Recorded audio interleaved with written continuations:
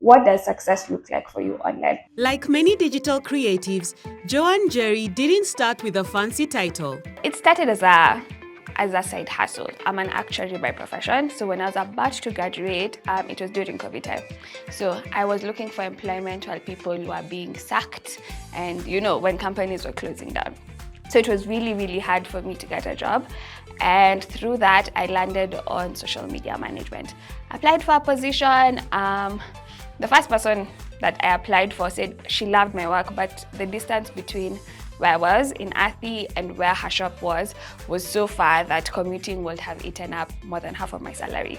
So I wasn't able to get that, but I knew now that I was good at that, and then I ventured into it. I did a course on digital marketing on Google. So with that course, I had a friend of mine who was doing websites.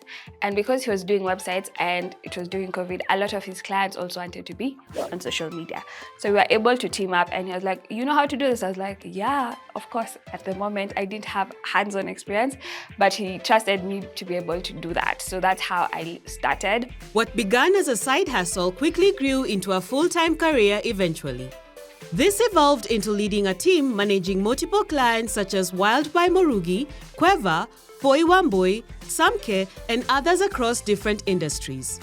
I have a team of 3, so we are 4. We are able to take up to 10 clients at the moment.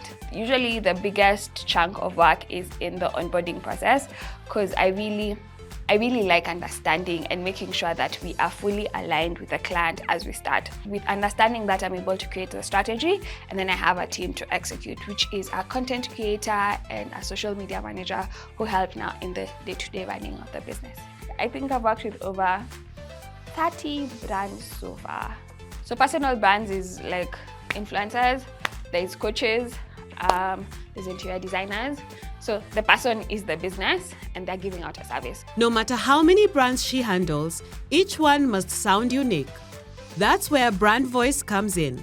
Constantly repeat your name, constantly repeat this is what we do, constantly repeat this is who we are, constantly repeat who we serve, because reputation is a key thing in keeping your brand on top of mind. If you're constantly jumping on trends, if you're constantly doing things because the algorithm, let's say the algorithm has changed, now we're doing reels, the algorithm has changed, now we're doing stories.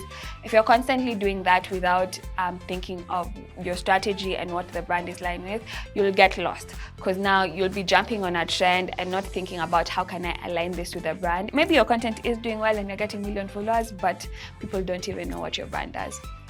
Social media management may look simple, but the job demands a mix of qualities. I think a good social media manager, one, needs to adapt. You need to be very quick on your feet, because one, trends, things are moving. So if you're not quick on your feet, you'll be left behind in your ways and in your strategies. A good social media manager needs to know how to communicate, especially with your boss. Just be able to talk about expectations, be able to put out what you're doing. 3, you need to be able to do research. A lot of us end up jumping on trends and doing things, but you need to make sure that you can research and make sure that it aligns with who your company is, what it is, and also research in terms of not just your competitors in Kenya, what are people who are in the same industry doing, like in New York, in Canada, in South Africa, so that you can see what is working for other people outside and how you can be able to incorporate that into your work. Yeah, and you need to be fun. Her advice to upcoming social media managers? Don't undervalue yourself. The truth is, the other person doesn't know what you're worth, and they'll bargain starting from whatever you say. I usually say if you want to be paid 80, say 100. Really, really focus on building your brand and understanding your why. And the truth is, when you do something with your whole heart, it's very different compared to someone who's doing it for the money. I like to say network a lot. Get out of your house, go for events, go to where people are, meet them. Because it's through these meetings, it's through, oh, that's what you do.